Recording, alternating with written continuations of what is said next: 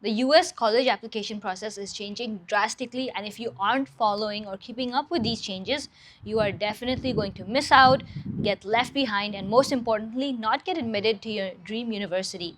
So let's begin with what you need to know as of 2026. The first one is AI. AI is everywhere, and I feel like it's such a great technology to use, but specifically when it comes to college applications, students are misusing it to the worst of its extent. I'm talking about using AI to write essays, personal essays, supplemental essays, even to the extent where if they have to write like 100-word explanation towards something, students are using AI to write it.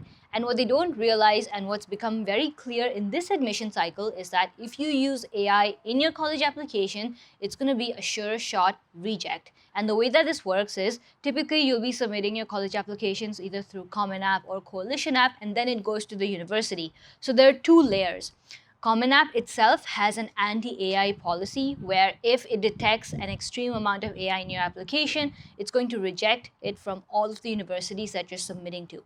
Let's say you get past that. The second barrier is the university that you're actually applying to have their own AI ethics policy, and you can find this in almost every university's website at this point. With this in mind, college application officers are scrutinizing the use of AI in college applications. So if you're using it, it's a great tool to learn how to do things, but if you're using it to actually write your college applications, it's going to be a big no-no and you're not going to get into good universities. The next point is the funding for graduate students, which means both masters as well as PhD students. Now, with the last couple of years, the administration and recent rule changes have all resulted in federal grant cuts, which means that universities are getting less money to put into research, to put into labs, and basically fund graduate students. How this affects international students, or most importantly grad students, is that they're not getting funded. And if you're not getting funded, that means that you have to pay out of pocket. You're possibly looking at less opportunities for research in whatever field you're in. And this has caused so many students to rethink whether they even want to come to the US and pursue that graduate level degree.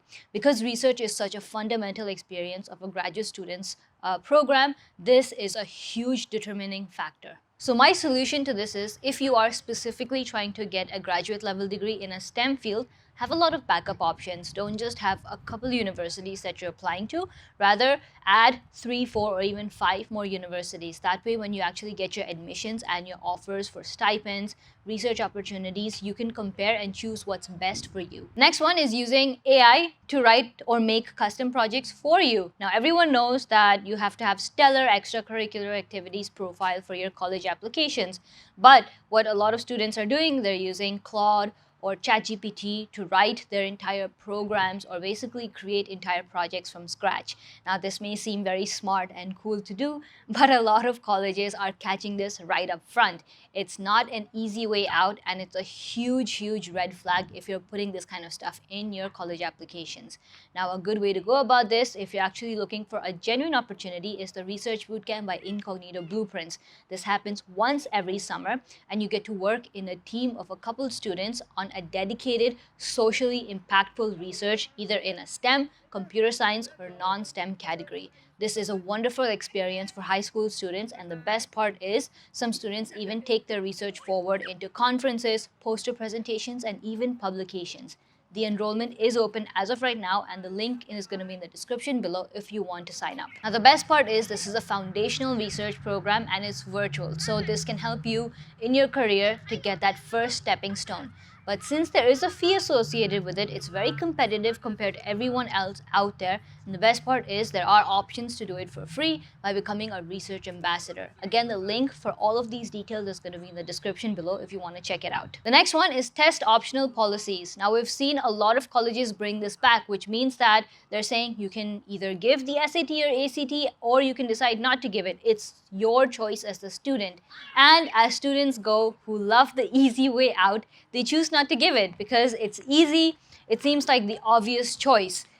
But this is what is basically keeping you behind, because a lot of colleges, even though they're not outright saying it, the admitted students have given their SATs and ACTs and these numbers talk for themselves. They are strong academic pillars. So if you're someone who can genuinely give this test and get a good score, it's going to boost your profile in so much ways. So definitely consider giving it, even if colleges are test optional. If you are in grade 10 or 11, this is the perfect chance. You have enough amount of time to actually give this test and even give it like 1, 2, or even 3 times to get that better score if you really want to get into a good college. And the way that I like to think of this is, if you're considering writing or giving the SAT or ACT, it's not like you're going to study something completely different.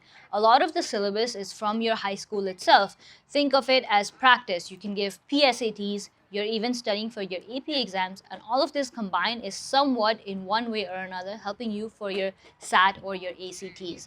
And all of these are such foundational academic pillars which are becoming even more important today, because this area is one place where AI cannot be used. Students cannot go into an exam room and use AI to ace these exams. So if you're getting a good score, it truly shows your excellence as a student to a specific college. That's all I had to help you guys prepare yourselves for the upcoming fall session. And if you really want to know how you can truly use AI in the right ways for your college apps, let me know in the comments below. We'll make a series out of it. I can make a video on how you can effectively use AI to write essays, actually in the college application process, even help you for scholarships and financial aid.